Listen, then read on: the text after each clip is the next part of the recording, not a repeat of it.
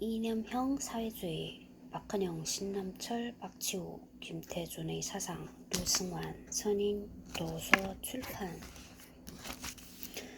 5번째 35페이지 24년 9월 23일 월요일.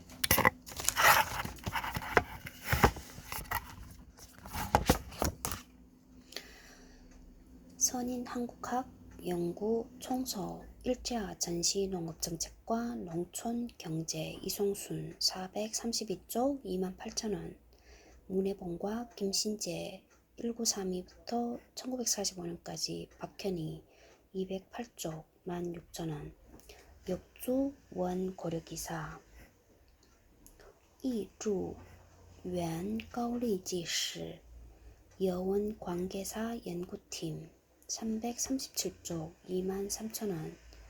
1905년 한국보호조약과 식민지 지배책임 강성은 340쪽 23,000원. 제노사이드 속 폭력의 법칙 김상기 432쪽 28,000원. 박정희와 개발 독재 김광희 392쪽 29,000원. 20세기 전반 동북아 한인과 아편 박강 288쪽 2만원. 식민지 점령 지하 협력자 집단과 논리비교 김명구 외 220쪽 12,000원. 한국과 이토 히로부미 이성환 이토 695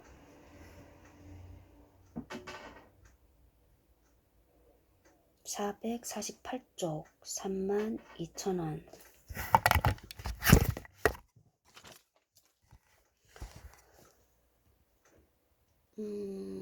35페이지. 이 책에서 말하는 이념형 사회주의는 두 가지 기준에서 사용되었다.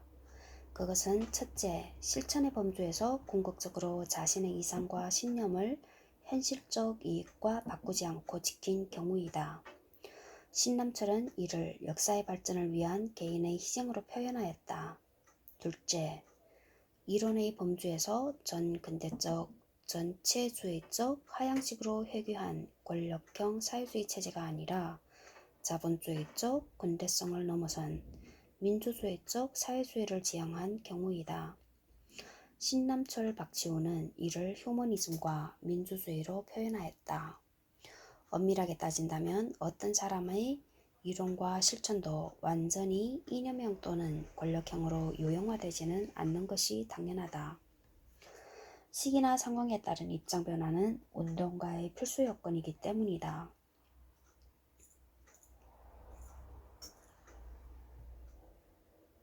그리고 국면과 사안마다 서로 생각이 같거나 달라지는 경우가 많기 때문에 어떤 분류도 완전히 일치하기는 어렵다.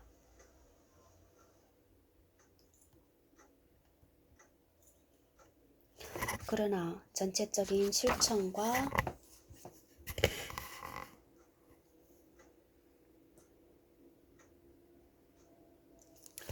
사상성에 대한 궁극적 평가는 가능하며 평가되어야 한다.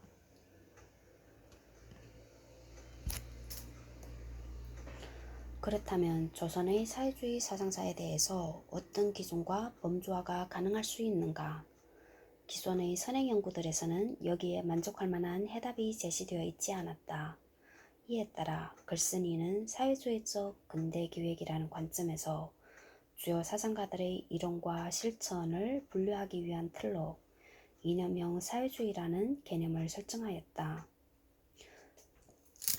글쓴이는 사회주의적 근대기획이라는 관점에서 주요 사상가들의 이론과 실천을 분류하기 위한 틀로 이념형 사회주의라는 개념을 설정하였다. 그러나 이 개념은 아직은 제한적, 경향적 기준일 수밖에 없다. 이 글에서는 실천적, 이론적 연관성에 따라 네 사람의 사상가를 대상으로 그들 사이에 교호하는 사상적 공통분모를 찾아보려 한다. 그리고 그들의 사상을 분석하는 틀로서 이념형 사회주의라는 개념을 설정하였다. 보다 정확하게 표현하자면 이념형 사회주의라는 개념은 앞에서 설명된 네 사람의 비극적 인생 행로에 대하여 이념사적 해석을 시도하기 위한 것이기도 하다.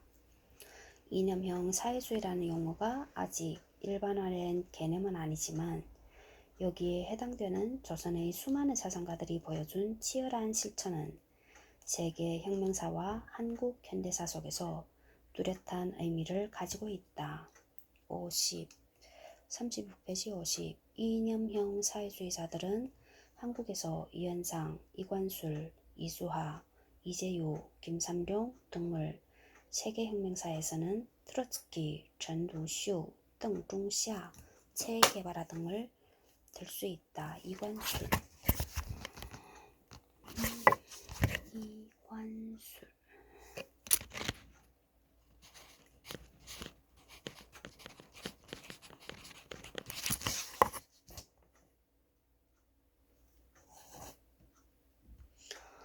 그것은 적어도 사회주의적 근대기획의 문제의식과 관련하여 사회주의 진영 여부를 설명할 수 있는 하나의 기준이 될 수도 있다. 사회주의적 근대기획이라는 용어도 새로운 시각을 담고 있는 것인데 앞으로의 연구를 통하여 그 내용을 채워나가는 데에도 이 기준은 어느 정도 효과적일 것으로 판단된다.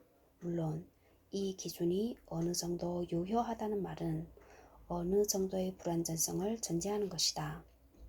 이러한 한계점이 글 전체의 수준을 제약하고 있다는 점을 여기에서 밝혀둔다.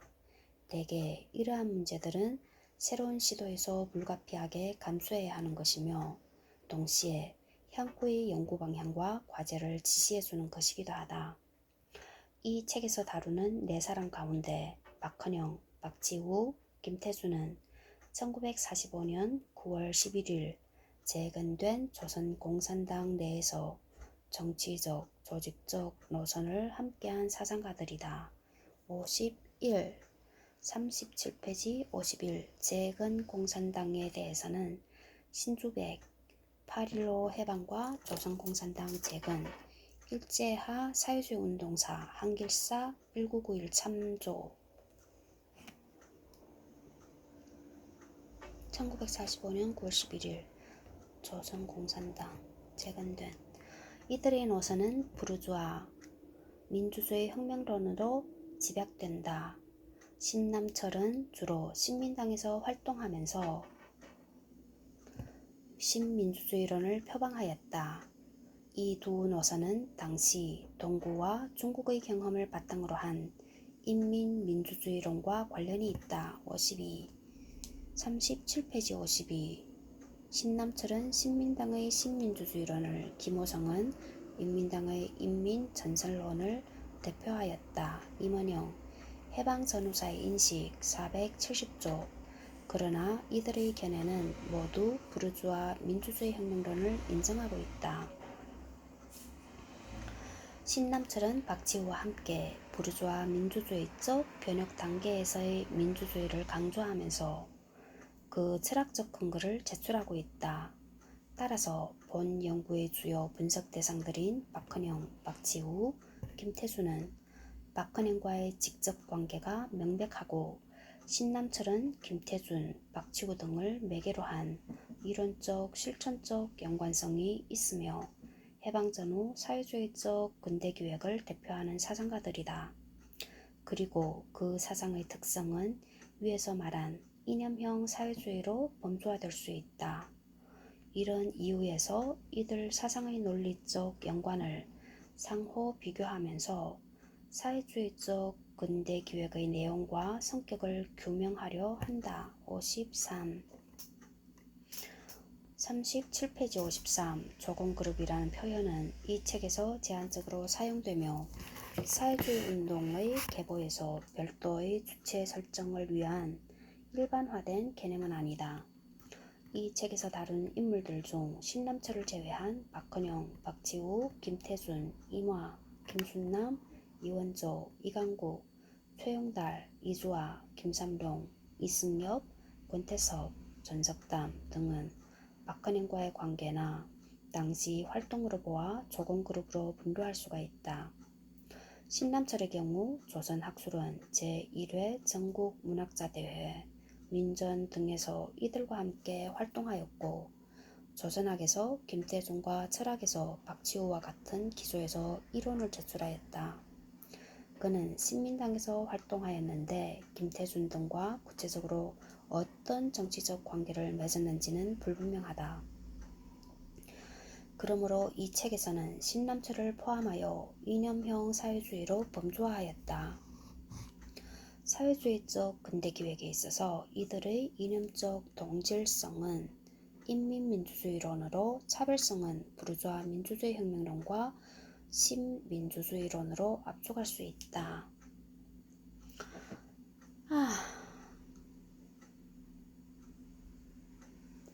박헌영, 김태준, 박치우는 기본적으로 1925년 창당되어 1928년까지 공식적으로 존재했던 조선공산당과 1945년 재건된 조선공산당이 3년밖에 처음에 거는 3년밖에 존재 못했나?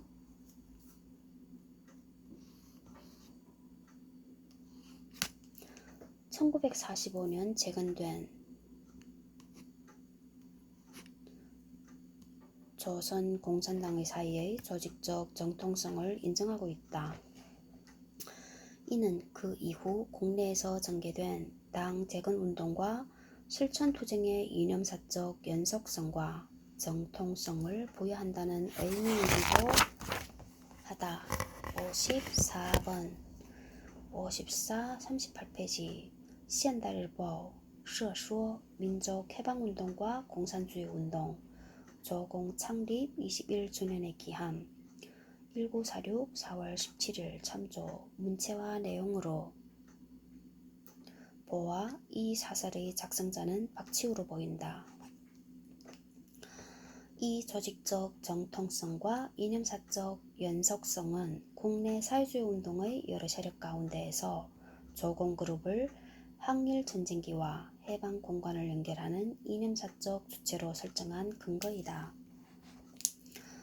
이들과 신남철의 관련성에서 주목되는 것은 정치철학과 민족문화 건설론의 기본 노선이 되는 두 문건, 현 정세와 우리의 임무, 8월 태제 55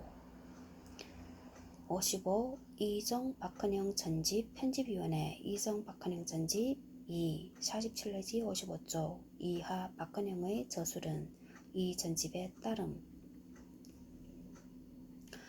조선 민족문화 건설의 노선 잠정안이다. 이 문건은 조선공산당 중앙위원회의 명의로 발표되었으며 사회주의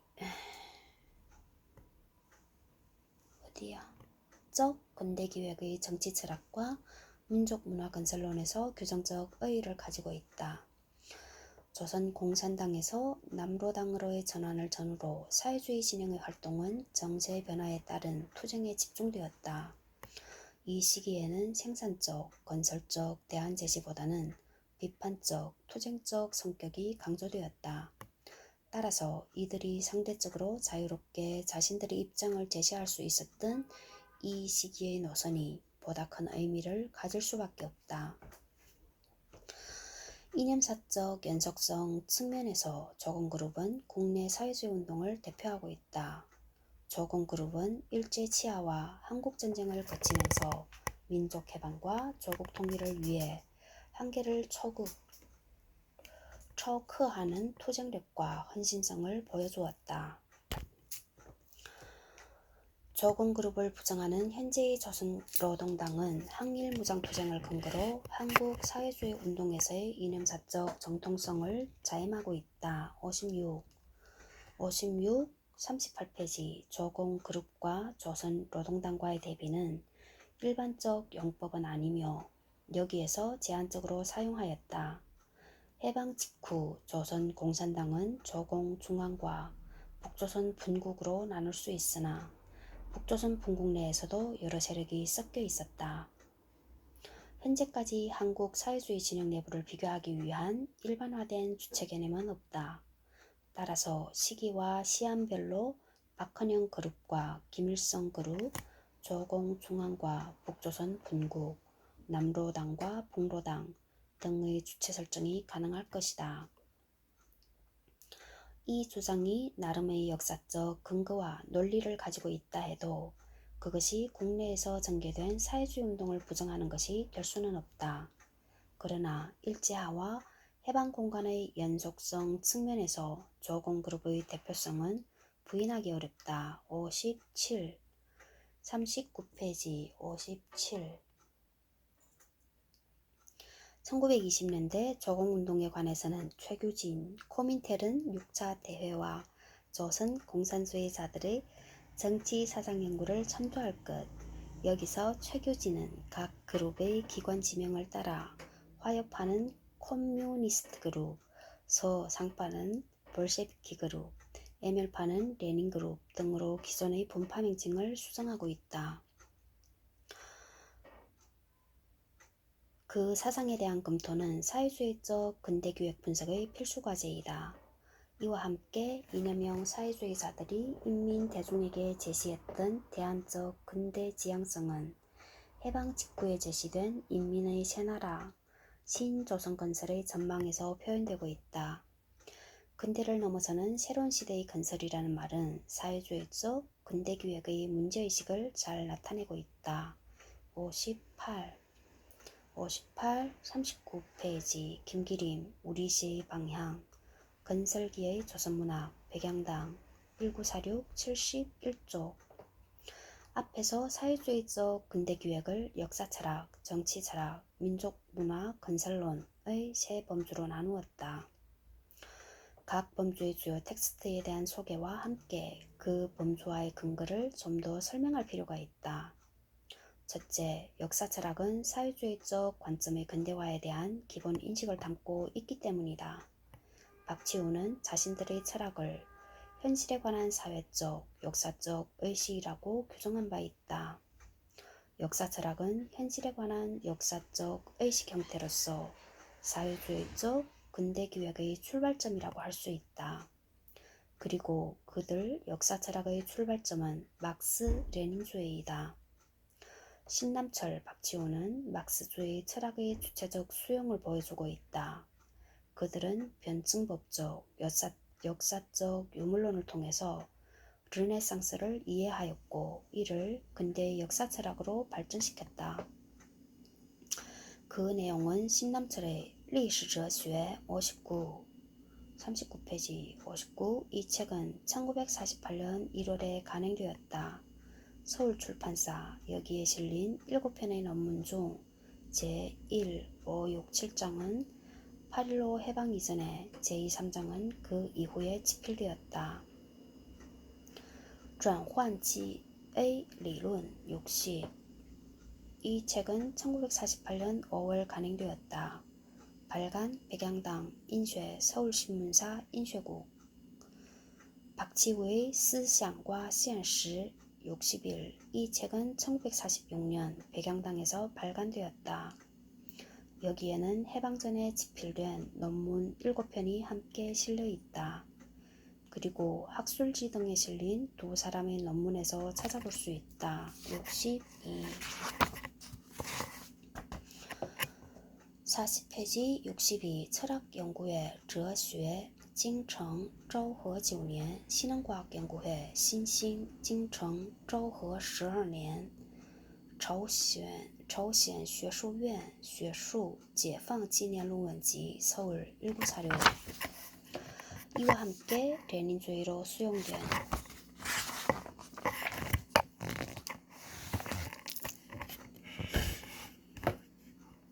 러시아의 사적 유물론도 검토되어야 한다.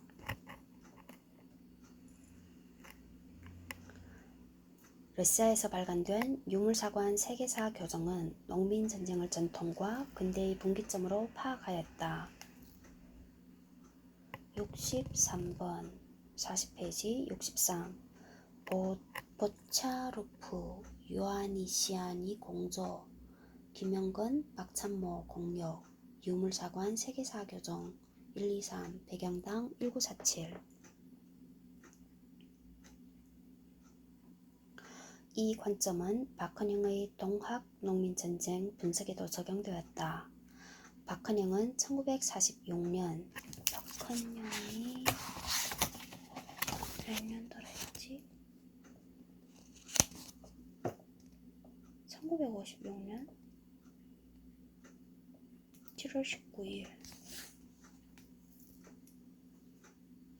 박헌영은 1946년, 그러니까 돌아가시기 10년 전 10월 인민항쟁, 1947년 2월 3.1운동의 의의와 그 교훈, 1947년 4월 동학 농민당과 그 교훈을 차례로 탈고하였다. 64.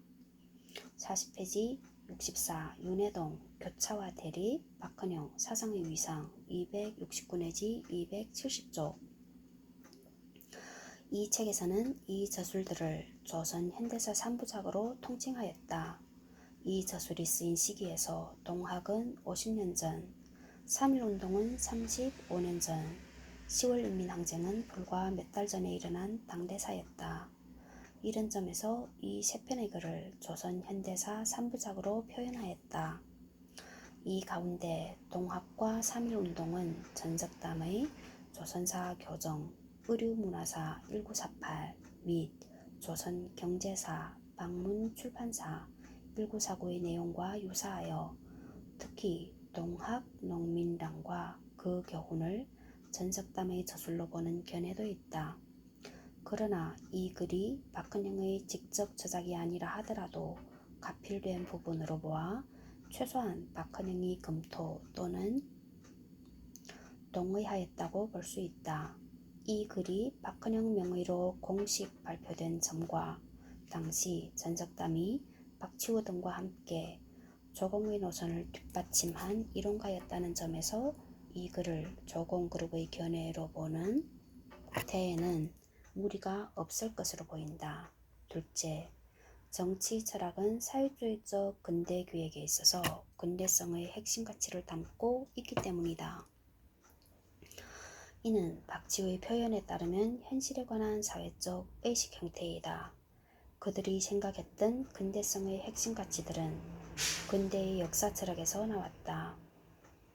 그들은 근대성의 핵심 가치를 르네상스가 발견한 휴머니즘과 비판과 회의의 정신으로 보았다. 이는 그들의 정치 철학에서 비판하는 개인이라는 근대적 주체로 나타난다. 그리고 이에 기반하여 민주주의 정치 철학이 전개된다. 이런 점에서 그들의 정치 철학은 역사 철학에서 도출되는 사회적 실천이라고 할 수 있다. 민주주의 정치 철학을 바탕으로 민주주의 혁명론은 사회주의적 근대기획의 중요한 이행 전략이다. 이들의 정치 철학은 박헌영의 10월 인민항쟁과 현 정세와 우리의 임무 8월 태제 65 41페이지 65 이종 박헌영 전집 편집위원회 이종 박헌영 전집 2 47 내지 55쪽 이하 박헌영의 저술은 이 전집에 따름.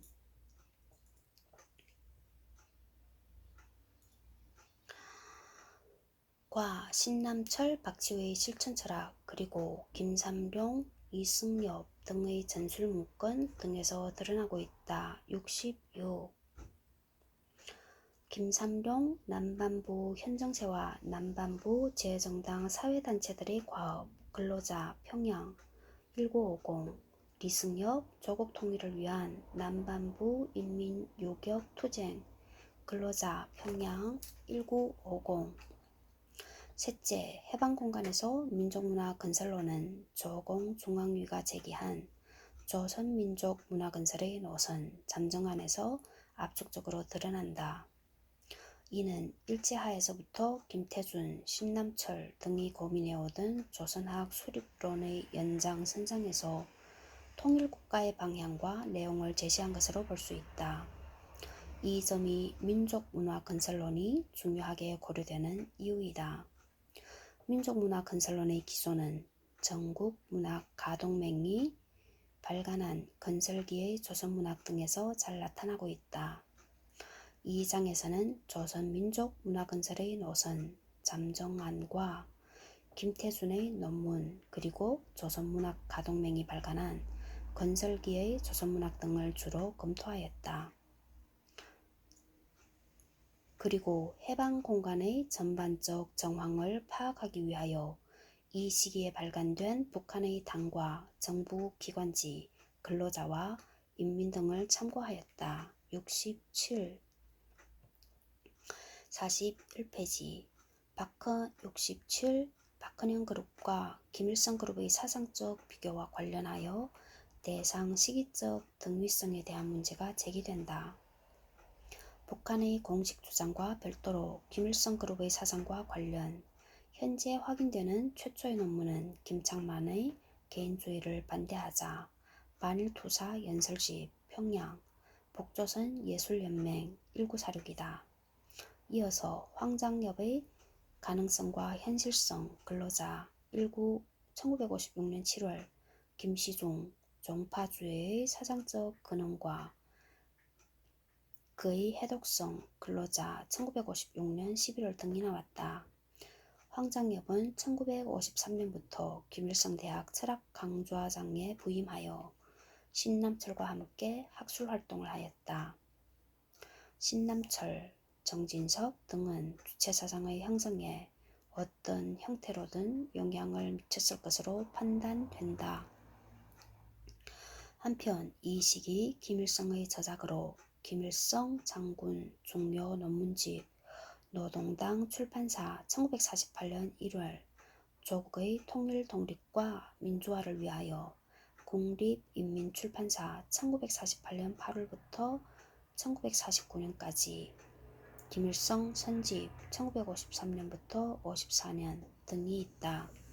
이에 대한 본격적 검토는 이 연구의 후속 과제이다.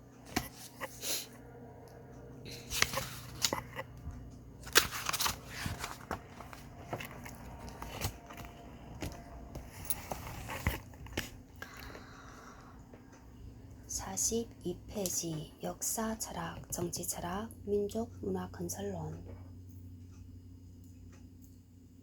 앞에서 설명한 것처럼 이 책의 서술 방법은 우선 논의 주제를 이념형 사회주의로 설정하고 박헌영, 신남철, 박치우, 김태준을 중심으로 그들 사이에서 공유된 사회주의적 근대기획의 사상적 동질성을 분석하는 것이다. 즉, 조선의 근대화를 세계사적 보편성과 조선의 특수성의 통일로 해석하는 입장에서의 분석이다. 이는 역사철학, 정치철학, 민족문화 건설론의 세 범주에서 이루어지며 분석의 기본 관점은 사회주의적 근대기획을 식민지 근대화에 대한 주체적 대응의 하나로 평가하는 것이다. 그 기본 관점을 다시 환기하면 첫째, 이념사적 연속성, 둘째, 사상적 내용, 셋째, 해방공간에서의 실천 등이다. 이에 따라 사회주의적 근대기획의 내용을 박헌영, 신남철, 박쥐우, 김태준 네 사람의 저술과 실천 사이에서 교호되는 사상의 동일성, 논리적 동질성과 차별성을 분석 규명하려 한다. 이를 통하여 사회주의적 근대기획의 내용과 성격을 분석하고 이데올로기적 모순구조 속에서 소멸된 사상의 합리적 핵심과 사상사적 위상을 규명하고자 한다. 이때 역사철학, 정치철학, 민족문화건설론의 세 범주가 큰 틀에서의 연구 방법론이라면 각각의 범주들을 고찰하는 데 중요하게 포착된 것은 추상에서 구체로 다시 추상으로 이어지는 지금 이곳의 개념이다.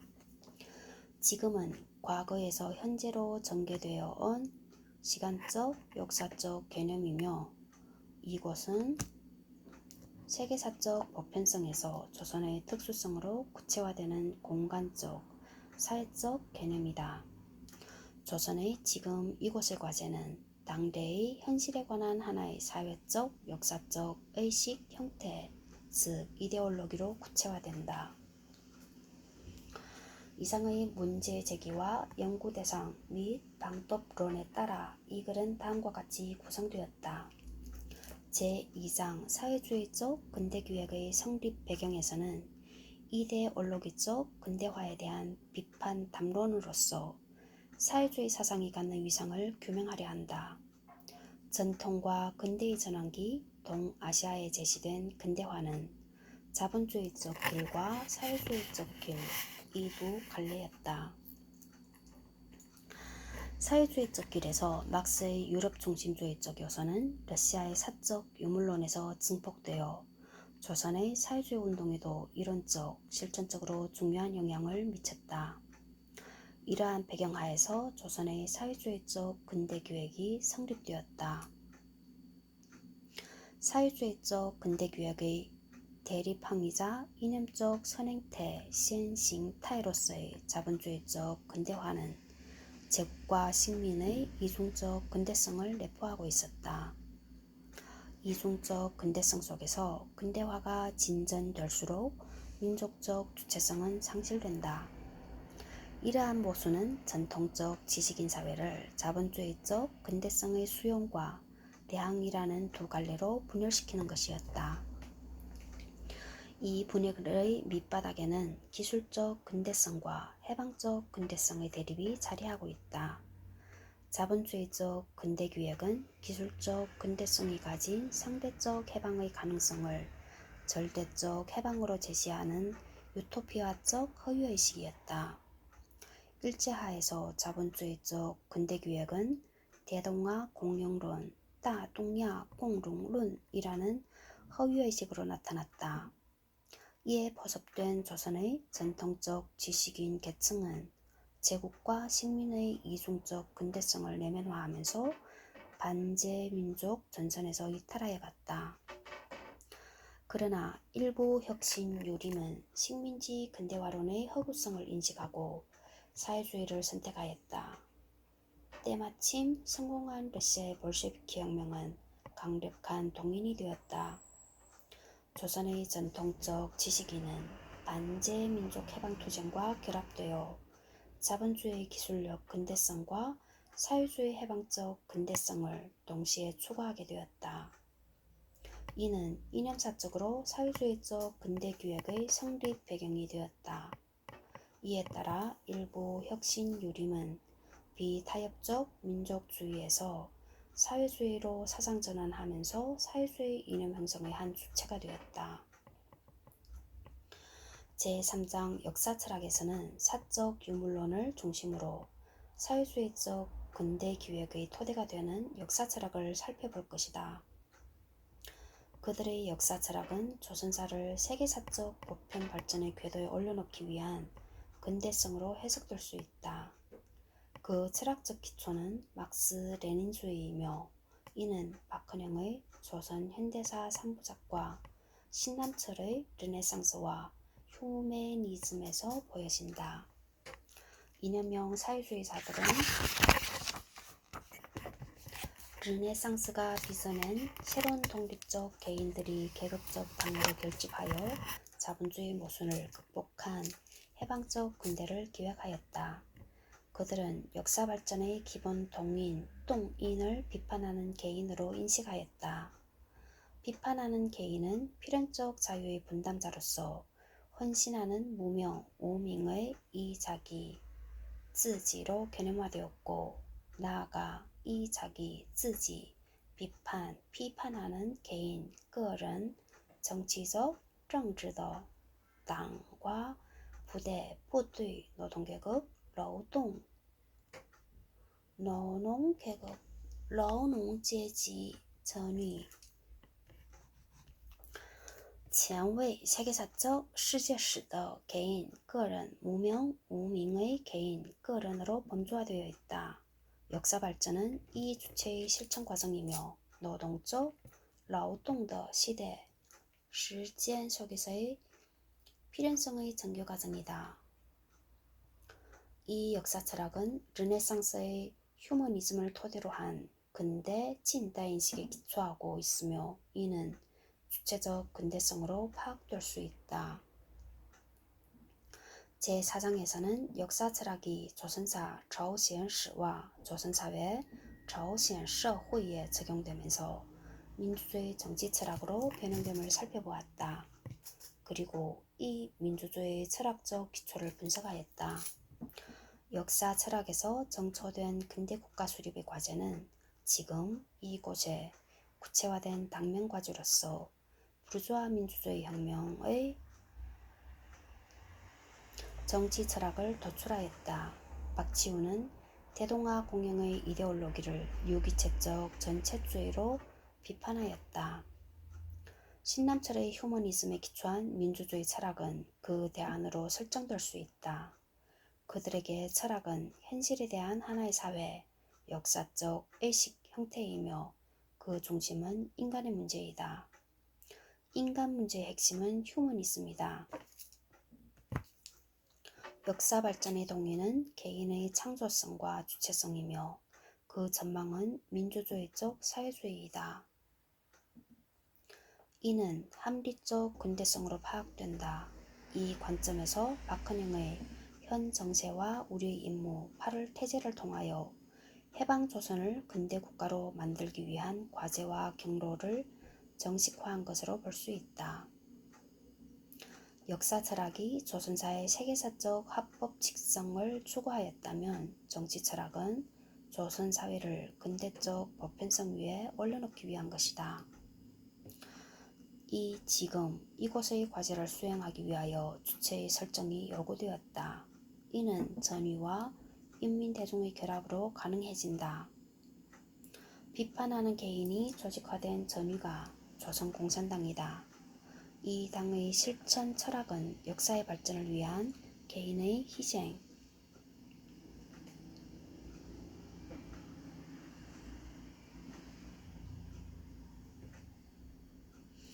그 희생의 엄숙성과 실천의 성실성이다. 이 실천 철학에 비추어 볼 때 그들의 정치적 패배는 민주적 통일, 독립국가 수립을 위한 능동적 헌신으로 이해될 수 있다. 제5장에서는 해방 직후 발표된 조선공산당 중앙위원회의 조선민족문화건설의 노선 잠정안을 중심으로 민족문화건설론을 분석하였다. 해방 공간의 민족문화건설론은 일제하에서 제기된